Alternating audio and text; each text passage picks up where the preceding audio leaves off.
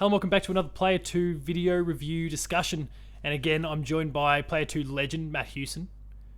I'm not going to ever let you just get away with calling me that. Yeah, that's fine, but I'll keep throwing it in there anyway, and you can just keep batting it away, that's fine.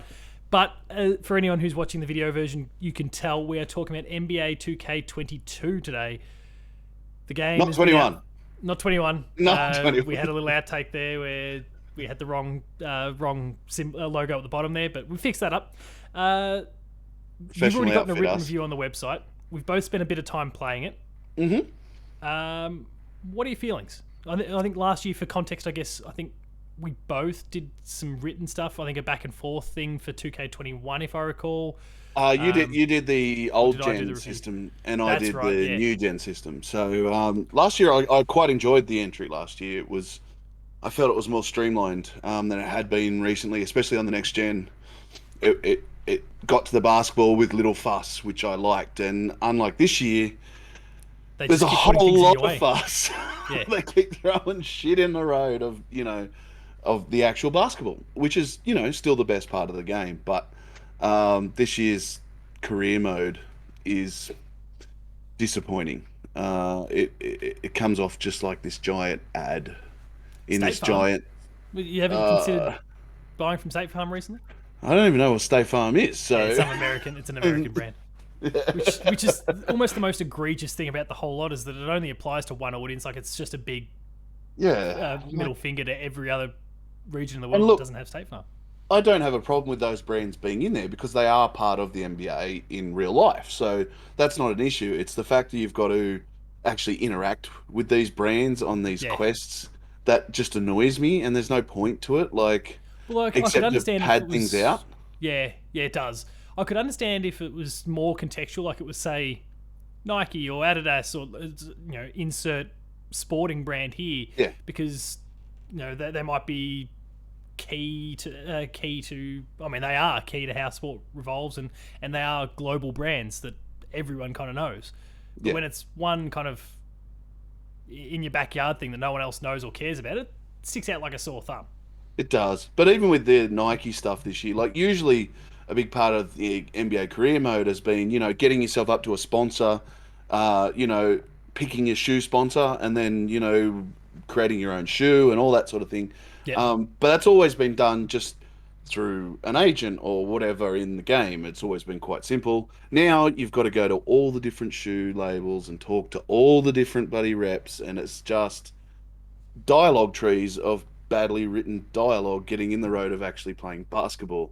Every brand wants to make sure it gets its proper time in the spotlight, or equal to the rest. Yeah, equal to the rest. I mean, a few years ago, you only had 3 brands in the game. You had Under Armour, Jordan, and Nike. But now you've got everything. Yeah. You've got New Balance, Converse, Puma, Adidas, the works. And they all want their time to shine, and it feels like contractually oblige players to come and visit them as part of the game. And what makes it worse is it's set in this giant city with no fast travel. The only fast travel you've got is back to your own apartment, but your own apartment's like the other side of the city to all these contracts. It's totally disconnected from the rest. So you've got to walk across there, and I timed it. It took, and I put it in the review, but I put on Iron Maiden's Fear of the Dark. For those who don't know, it's about a 6-minute song.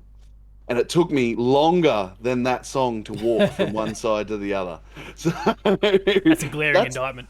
That's a long ass walk. I don't think I'd noticed that, but it did feel like a long time. Holy shit. Okay. Yeah.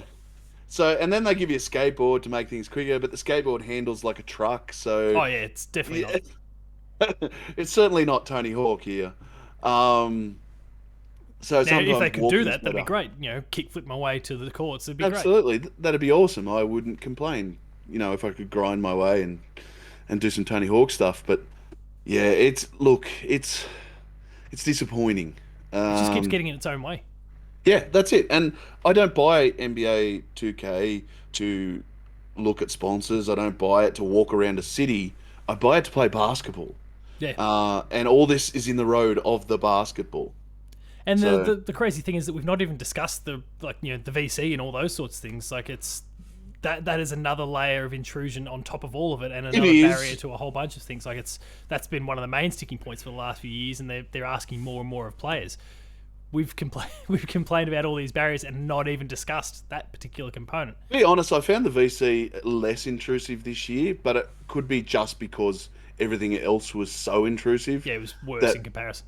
Worse in comparison. Whereas, like, I felt like you could, like, the VC is definitely there, but I found rewards pretty generous. Yeah. Like early on, I was earning 1,000 plus VC a game, so you know you get that. It's kind of that balance of progression. You actually feel like you're earning the upgrades that you buy with that VC. The fact that you've got to choose between upgrading your player with VC or buying, you know, cosmetics and stuff in the city is something I don't agree with. But they're going to try and squeeze every nickel and dime out of us.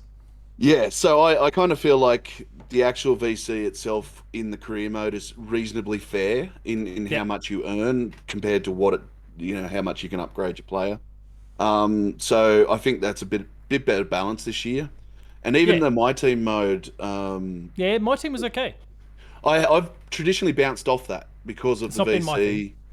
and because of this kind of nickel and dime shit. But this year it seems like you get a lot of generous rewards, and it doesn't take you long before you've got a good team together that you can play single player. Yeah, and you don't have to worry about the multiplayer as much this year either. There's some really good single player stuff. There's the Domination Mode where you play against all the NBA teams, and there's 3-on-3 modes and stuff like that, and they all, unlock stuff and new cards and teams and things. So it feels fairer on that sense, and that'll be, I guess, the biggest plus from this version of the game is they've kind of balanced that a bit better. Yeah, no, it is far more balanced, and I guess the other thing that we just need to keep in mind, like before we sound like we're coming across ultra negatively, is that the core product, the actual playing of basketball, is still as good as it's ever been, if not better than it's ever been. Yeah, I found there seemed to be more instances. You played on Xbox, I played on PlayStation. We should also disclose that. I was playing on the PS5, you were playing on the Series X. Yeah, both the next gen versions, not the last gen versions, which are different. I found that there was more instances of teammate AI doing dumb shit than usual. Like, I didn't find as much of that, but I mean, NBA 2K has always been known for like an AI brain fart where they throw a pass 6 meters above you, or you know, instead of going for the easy dunk, they try some fancy fadeaway and get blocked, and things like that. Whereas I noticed a lot more of that this year. It seemed to be, and that could be just because I was traded to the Rockets and they're a bit of a useless team this year. Yeah, they're falling apart. They're hard. So it could have been that, or it might be literally more instances of it. So the Rockets, you poor sod. Yeah, no, I'm a Pacers guy myself, so I was a bit disappointed, but hey. We can't win them all. I mean, look, I think, there are lots of things that we can kind of pick at the game about, and totally justifiably so. But it still feels great to kind of run the court, break lines, boxing players out, all those kind of core systemic things that we understand from the real game of basketball anyway. And I guess that's a handy thing for the both of us, is that we are both players of basketball when COVID restrictions allow and bodies allow. Players are generous. I would say I turn up to games. We're warm bodies. We're warm bodies on the court. Yeah. I keep that bench nice and warm. Yeah, it's pretty good. so we understand kind of those core systems, and they do still work really, really well in action in the game, and it feels really good to play. The shooting, like last year, I feel like I struggled a little bit to some of the tweaks that they'd made to the shooting mechanics. This year, I guess just with a year under my belt, not really feeling those concerns, and they still allow you to use the button prompts to shoot instead. So I stick with those when and where I can. Pretty much, I'm a button shooter, stick kind of dunker. That's how I play. Yeah, there's a couple times I got myself unstuck where I don't know, just held on the stick for just a little bit too long or whatever. Yeah. When I was looking to just kind of go with some sort of bit of footwork and maneuver around someone, and ended up shooting the ball by mistake from half court or whatever it was. Shame I wasn't playing as Steph Curry. He might have actually drained it, but might have got it in. Yeah. Instead, I'm missing by a mile and just turning the ball over. So that's a bit of a shame. But that's all adjustment stuff and getting used to it. And obviously, if you play the game like most people who pick up these 2K games, they're playing them for dozens, hundreds of hours. You're going to very quickly iron that out of your game. So that's not too big of a deal. But yeah, you're right. There are still some little minor things from the AI, but overall, it is still as clean and crisp as it's been for a long time. I still think the engine's starting to feel old. Like obviously it's had a graphical update and it looks better on the new systems, but I think the core engine is probably due for a decent refresh. Yeah. I wonder if it was due with the console change anyway, but with all the COVID circumstances. Yeah, possibly, and possibly while they're developing two versions, they may not do it. But it's definitely starting to feel just long in the tooth. The engine, it's the same engine they've used since 2012, I think. So, sound about right.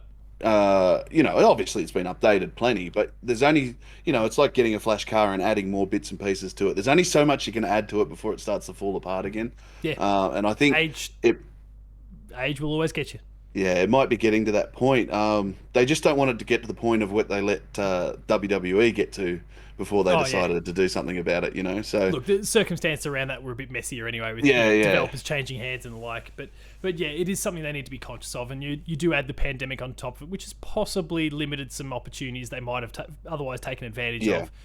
But yeah, you're right. There's some squeaky wheels that need some polishing and fixing. Yeah, so it's probably is time for a new engine, but I don't think they're going to feel the need to do that until there's some competition. So unless EA can pull their finger out and get a new live game out, that's pretty good. They're not going to feel the need. No, they haven't had one since 20, and which is a shame because it was heading in the right direction. The last NBA Live game was starting to look really good. They were probably 1 or 2 years from being a serious competitor to 2K, but then God knows what happened over there. But they EA'd it. Yeah, so I mean, I can't see NBA 2K being threatened by anything. So it's only going to be their own cognizance that they decide to do something major. Yeah, because otherwise the old Ubisoft thing of we'll change things when you stop buying them. That's not going to apply here. In fact, 2K22 will probably sell more than any past iteration because that's just how this thing works. It just keeps growing and growing and growing. So it is going to be, you're right, some sort of internal thing saying, okay, we need to straighten some things up because the competition's not going to force their hand for a while. No, and that is always the problem when you don't have a competitor in the space. Yep. Did you dabble much with some online stuff?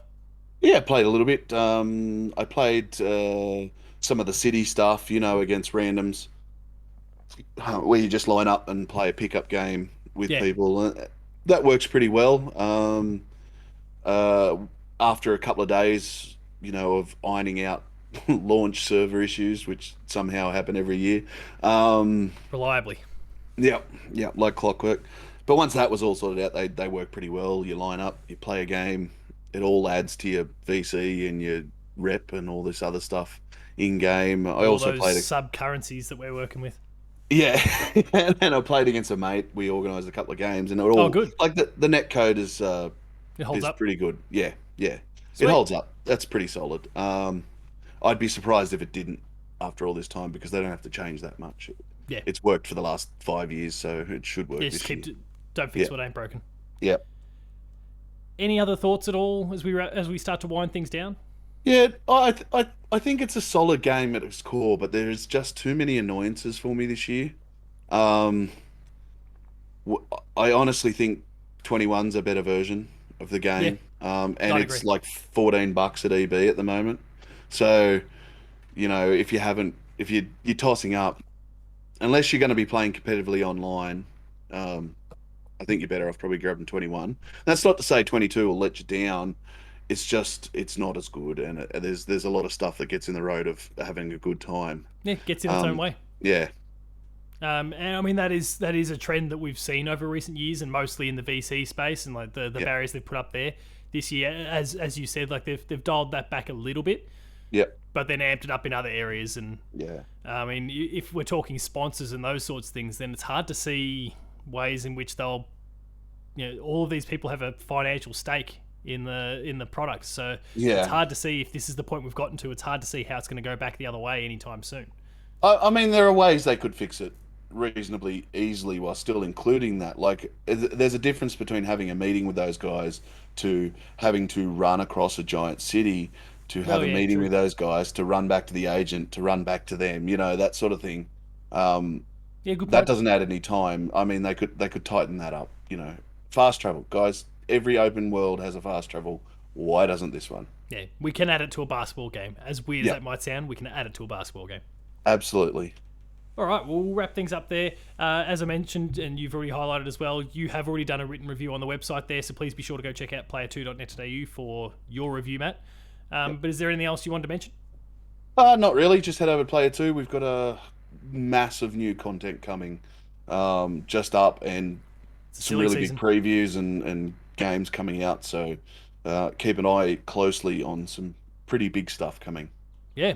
And for you, social media-wise? Huso81 on Twitter, and Player 2 AU, of course. And for myself, it's Paul James Games. Let us know what you're thinking about NBA 2K22 if you've been playing it. If you haven't, well, you've got some thoughts to work with now. Make your own decision. Again, 2K21 is cheap. Make of that what you will. But otherwise, thanks a lot for watching, and we'll see you next time. Catch you next time.